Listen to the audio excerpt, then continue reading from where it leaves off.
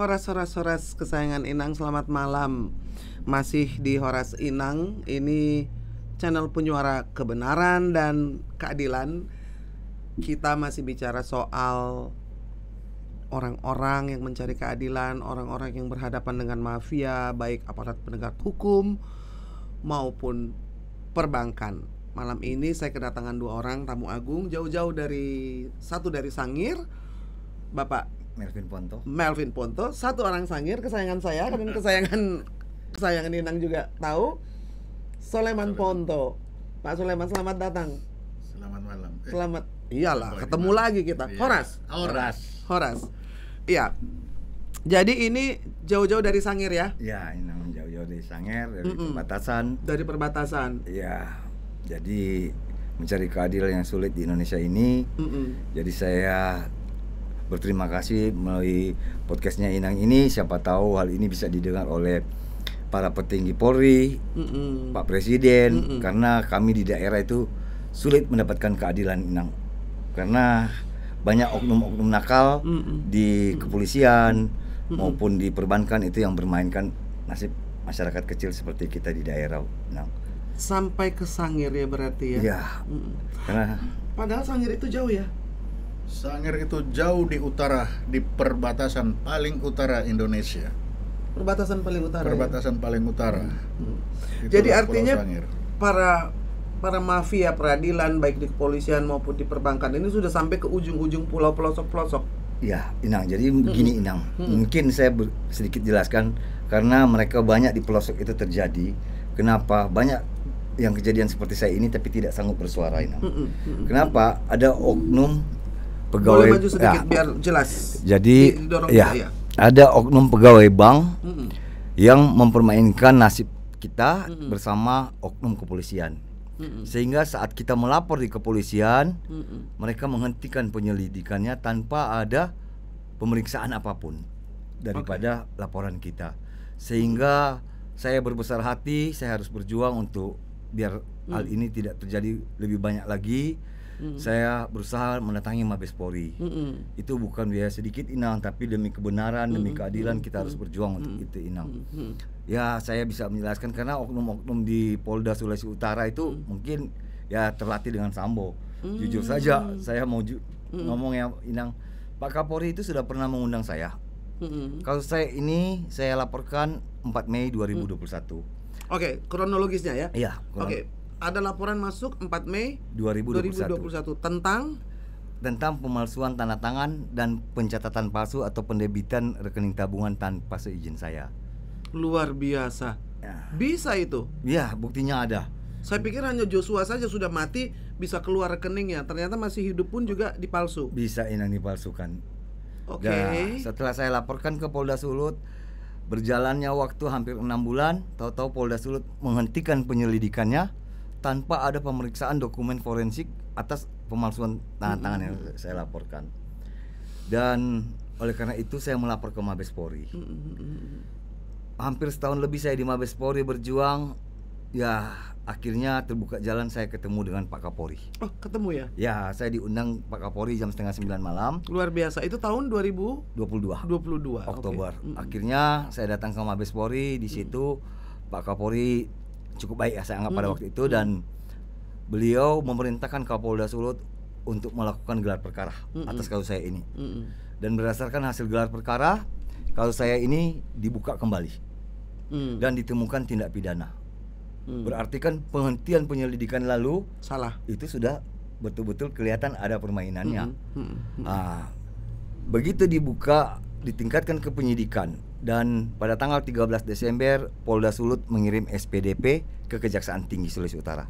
Berarti mereka sudah menemukan tindak pidana. Setelah itu tanggal 2 Januari 2023 Polda Sulut melakukan penggeledahan di Bank Mandiri. Karena cabang Tahuna. Bank Mandiri cabang Tahuna Sangihe. Iya, Sangihe. Tapi tidak ditemukan satupun dokumen atas nama saya lagi yang berada di sana. Berarti sudah dihilangkan. Yang ada tertinggal hanya fotokopi. Sedangkan fotokopi tidak bisa dilakukan forensik.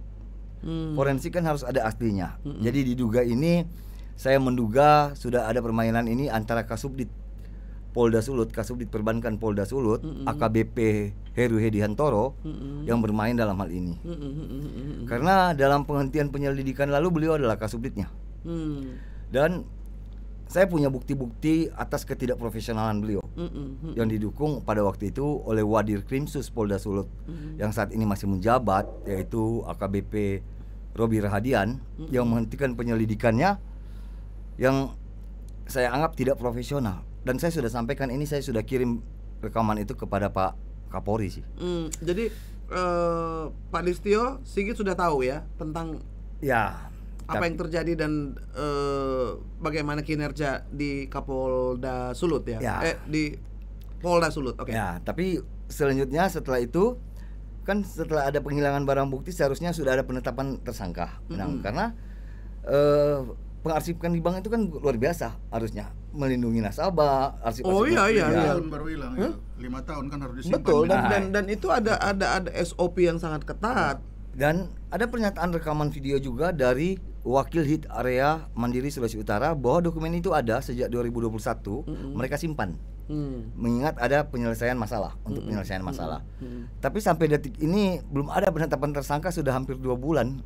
Cuman karena Pak Kapolri saya tahu orang sibuk, tidak bisa lagi kita berhubungan terus. Jadi saya diberikan sespri beliau untuk mengawal kasus saya. Tapi sespri beliau kalau saya melaporkan dan saya melihat kurang dia punya perjalanan kasusnya ini udah janggal, dan saya lapor ke beliau malah tidak ada respon, maka saya melaporkan kepada Pak Kapolri melalui WhatsApp sudah. Setiap saya melaporkan sama Pak Kapolri, saya pasti dimarah oleh Sespri, langsung dihubungi langsung saya. Wah, makin. Jadi saya merasa Pak Kapolri baik, cuman mungkin di bawah-bawah ini sudah menganggap Pak Kapolri mungkin ada apa sampai mereka menjadi sambo-sambo baru. Menjadi sambo-sambo baru berarti ada obstruction of justice, betul. Ada abuse of power di situ. Ya, betul. Lalu juga ada perintah untuk melakukan hal yang jahat. Iya, karena mereka takut ini kalau terbongkar akan banyak yang muncul seperti saya. Karena kalau saat ini kan masyarakat di daerah itu takut. Mereka berpikir tidak mungkin kita bisa menang dengan BUMN yang sudah bank BUMN yang didukung oleh oknum-oknum kepolisian yang nakal. Oknum kepolisian ya. Iya.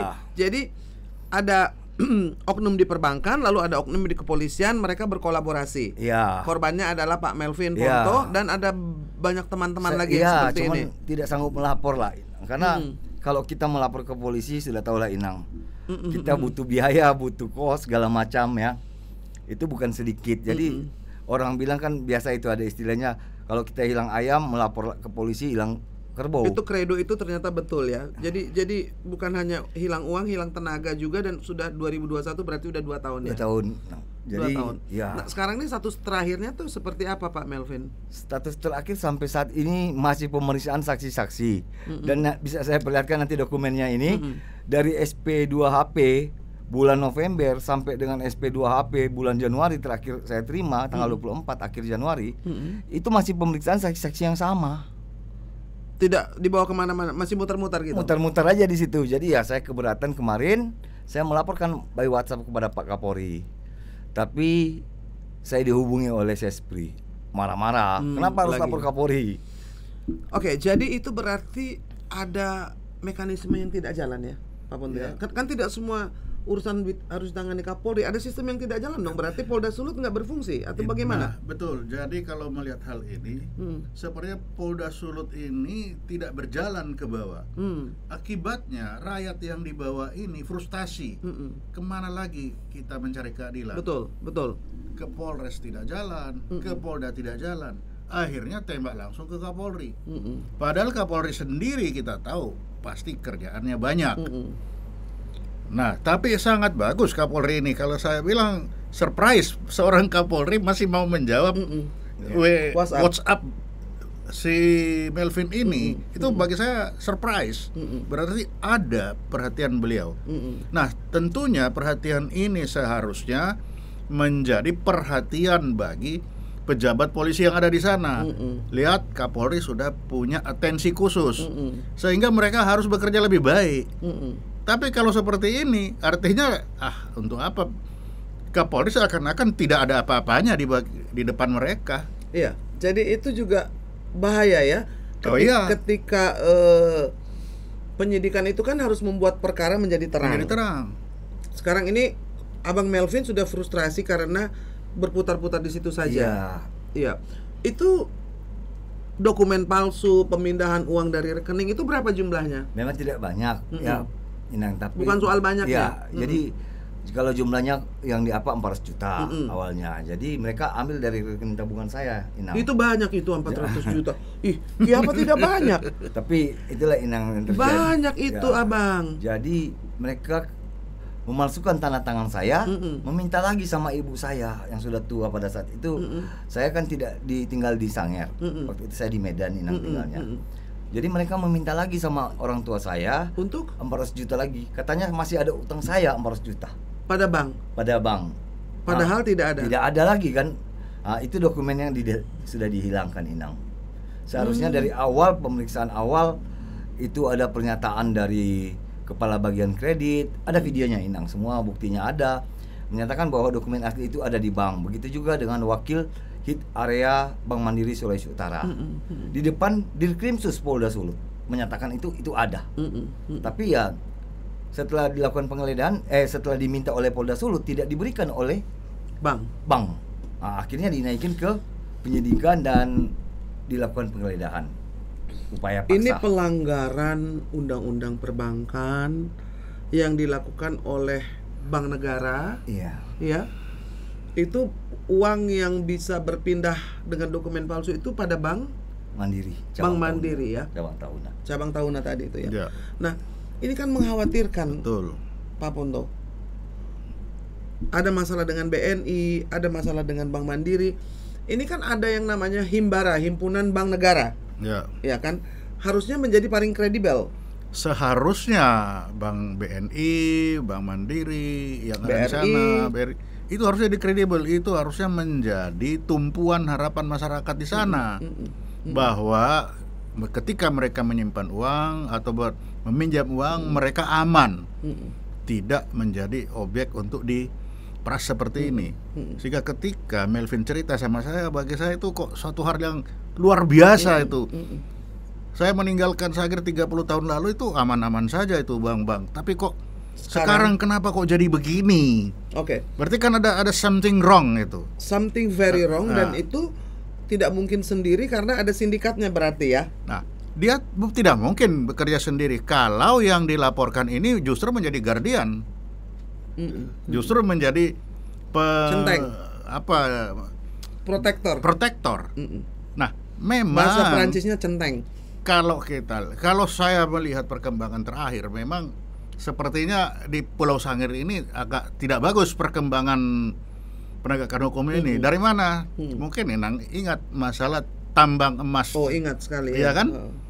Sekarang saja setelah ada putusan dari pengadilan bahwa surat izin dari Menteri SDM itu dicabut, itu sampai sekarang belum menjalankan. Itu padahal itu sudah ada. Malah ada upaya-upaya untuk menyalahkan. Itu bukan. Itu satu. Lalu kedua, justru di sana setelah dicabut yang berkembang apa? Tambang liar. Wah, bahaya. Padahal tambang liar siapa lagi? Yang harus mengamankan tambang liar ini? Sangir itu pulaunya kecil. Bisa rusak itu pulau. Sudah, bukan kalau melihat rusak sudah pasti rusak. Ya. Tetapi kan bisa dilihat ada pelanggaran-pelanggaran seperti itu. Bukan besar. Jadi kalau kecil itu sudah kelihatan. Kalau di sana itu ada tambang liar, bagaimana di sana ada sianida? Dari mana sianida? Siapa yang berani mengadakan sianida? Itu kan panjang. Cuma sampai sekarang belum ada masyarakat atau tidak yang sampai ke sini. Yang ada itu perlawanan kecil-kecil. Ya karena memang untuk melawan ini kan ya kebetulan saja Pak Melvin ini punya kemampuan untuk dan mau. Ada orang punya kemampuan tapi tidak mau mengejar haknya. Nah, tapi kebetulan dia mau. Nah, inilah membuka kotak Pandora. Jadi kalau Kapolri melihat ini, sekalian lihat semua penegakan hukum, tidak hanya melihat dia. Jadi ada mafia perbankan, mafia illegal mining, ada illegal mining, lalu mafia kepolisian. Itu banyak di belakang. Di belakang illegal mining sudah pasti ada yang menyalurkan cyanidanya, ada yang menyalurkan.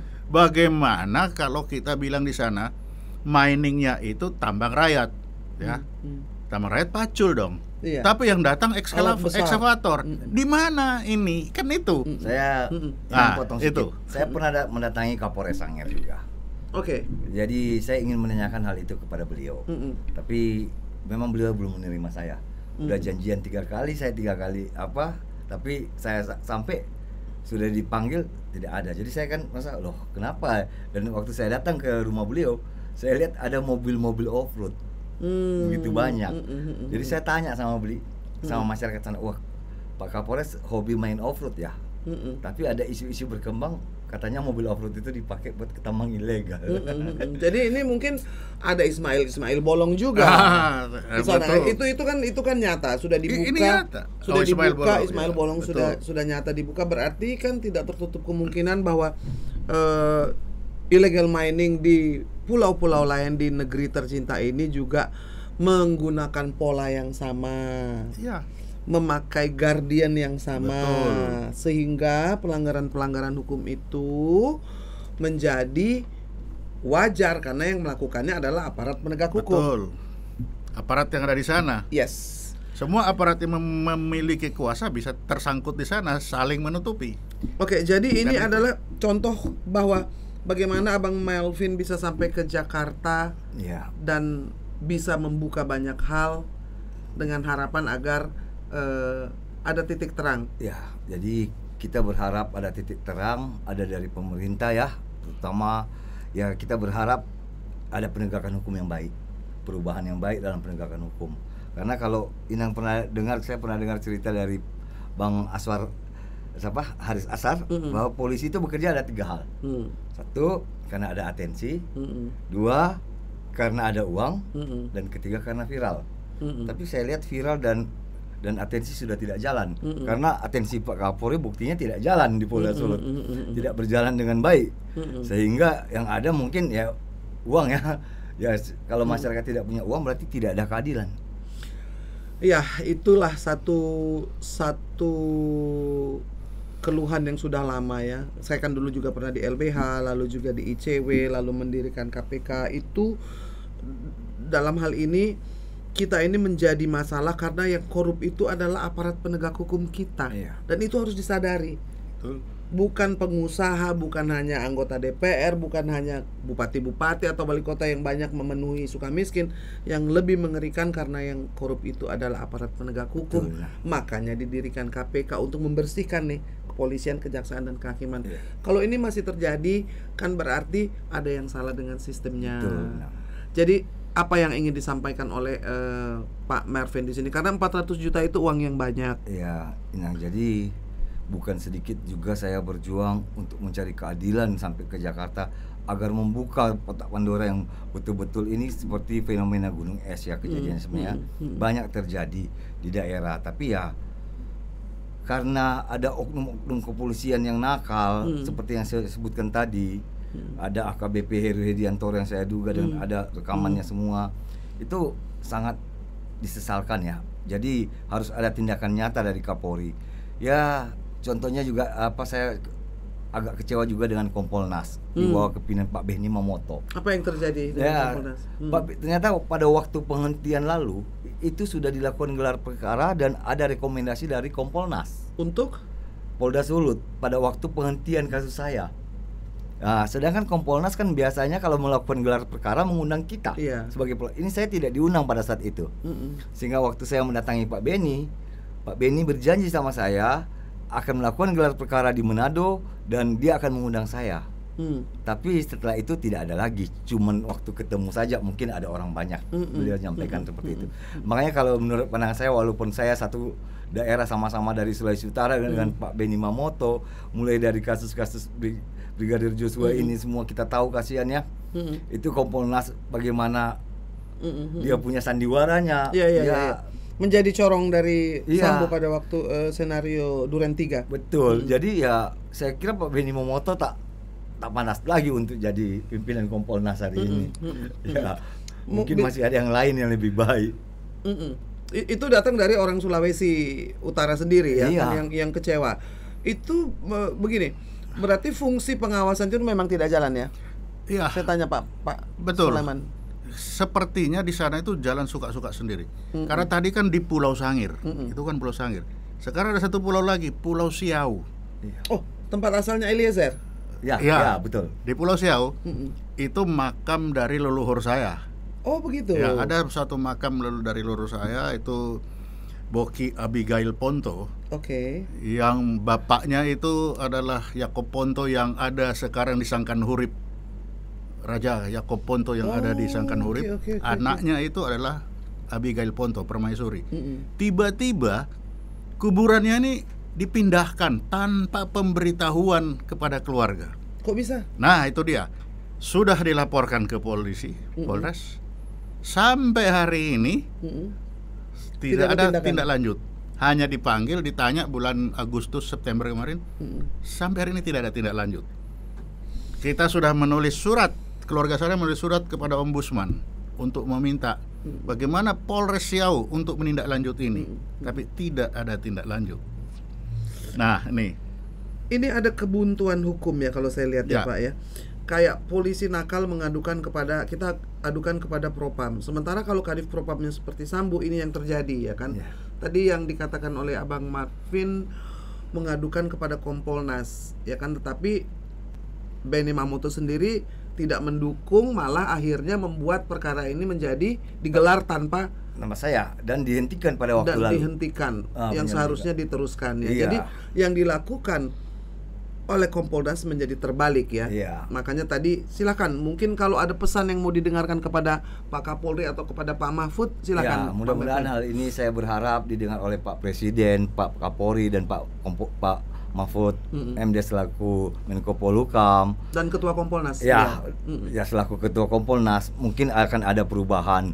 Karena atensi Pak Kapolri saja saat ini yang langsung dari Pak Kapolri yang sudah berjalan memangnya, tapi tahu-tahu mandek lagi. Karena saya menduga ada oknum-oknum kepolisian di Polda Sulut yang masih nakal. Ya, seperti yang saya sebutkan tadi, ada Kasubdit Perbankannya yang saat ini masih menjabat.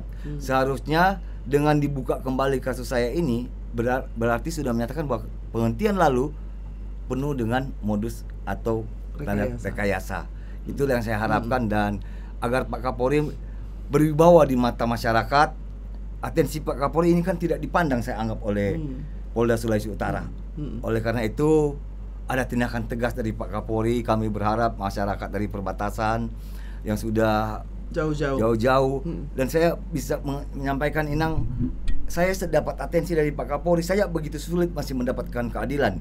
Bagaimana masyarakat yang tidak mendapat atensi dengan Pak Kapolri? Nah, itu banyak yang menjadi korban ya di Sangihe. Ya, tapi tidak sanggup bersuara. Jangankan di Sangihe, saya rasa di daerah-daerah lain juga banyak. Nah, tapi karena tidak sanggup bersuara untuk sampai ke Mabes, karena bukan biaya yang kecil, kami harus datang ke Jakarta, tidak tahu apa-apa, tinggal di hotel, Inang, harus cari ke Mabes, jumpa siapa. Saya sampai terenyuh dengarnya. 2 tahun. 2 tahun saya berjuang untuk itu sampai ketemu Pak Kapolri dan sudah berjalan. Tapi itulah, saat ini ya terdapat lagi kebuntuan dalam penegakan hukum ini. Memang jalan terjal ya menuju keadilan, tapi semoga didengarkan, karena memang sudah terlalu banyak ya pengaduan seperti ini juga Inang tuh setiap hari. Tapi ini dari pulau terjauh, dari Sangihe sudah datang untuk membawa perkara yang 2 tahun tidak kunjung terang, tidak kunjung selesai. Artinya banyak korban-korban yang berjatuhan bahkan di ujung-ujung Pulau Nusantara, iya kan? Pak Ponto, apa yang ingin disampaikan penutupan? Ya, karena Sangir ini adalah wilayah yang di perbatasan, pulau terluar ya, pulau termasuk yang terluar sana, Ya. terjauh di perbatasan, yang penuh dengan keterbatasan, betul. yang sekarang selalu dibatasi.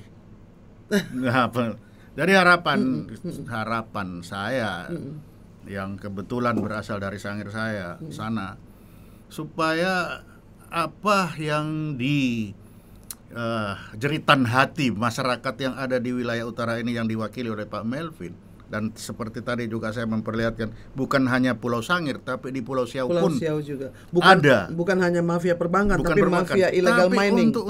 Di Sangir ada illegal mining, dan hanya tidak illegal mining, illegal memindahkan kuburan. Itu padahal ini memindahkan kuburan ada aturannya, dianggap angin. Nah, inilah mohon kebetulan sekarang seperti ini. Pejabat sana Pak Kapolri kebetulan juga sudah terima kasih Pak Kapolri sudah langsung menanggapi apa yang di Pak Melvin. Sekalian Pak, tidak hanya kasus Pak Melvin, sekalian kasus-kasus yang lain yang di situ tersangkut tugas pokok Polri yang harusnya meluruskan itu, mohon sekalian diluruskan. Supaya dulu saya baca buku itu, sekali tepuk 7 nyawa katanya. Ya betul. Sekali berlayar 2-3 pulau terlampaui. Ya. Jadi ini Pulau Sangihe dan Pulau Siau ini yang sedang dalam bahaya cengkraman mafia. Satu ada mafia tambang, satu ada mafia bank, yang satu hukum. sudah mulai ada mafia pekuburan ini. Memindah kuburan itu baru saya dengar. Memindahkan seenaknya untuk mendapatkan tanah tempat kuburan itu. Pangeran Diponegoro berperang karena kuburannya dipindah. Betul. Bukan karena urusan lain. Jadi itu penting sekali. Ya. Ini sudah dari Agustus, September ini sudah. Tadi tidak ada tindak Abigail lanjut. Ponto itu ya. Kemudian Boki Abigail Ponto ya. Permaisuri. Betul. Karena Boki artinya permaisuri. Iya, permaisuri Raja Siau itu dipindahkan dengan tanpa memberitahu. Padahal jelas-jelas kita itu pelanggaran secara adat, juga secara pidana, lalu juga secara pertanahan ya, tidak ada haknya untuk memindahkan. Iya, tidak ada, dan termasuk itu sudah masuk di dalam untuk tua-tua ini. Leluhur. Ya, bangunan tua itu apa namanya? Oh, heritage. Itu sudah masuk di heritage kuburan itu. Lebih dari 50 tahun toh? Iya, udah lebih. Iya, sudah masuk. Ya. Sudah 1800 dipindahin. Cagar budaya. Itu maksudnya. dia, ini otak sudah sedikit. Jadi itu cagar budaya dilanggar begitu aja. Nah, inilah kesempatan saat ini ketika kasus Sambo ini sedang berlangsung, sekalian mari kita benahi supaya rasa percaya kepada Polri ini kembali, rasa percaya kepada petugas hukum itu kembali. Sekali jalan.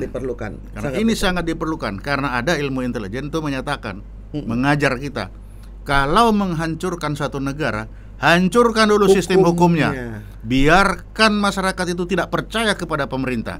Disitulah hancur negara. Itulah sebabnya saya ribut, karena saya intelijen tahu bahwa ini adalah pekerjaan intelijen asing untuk meruntuhkan Indonesia.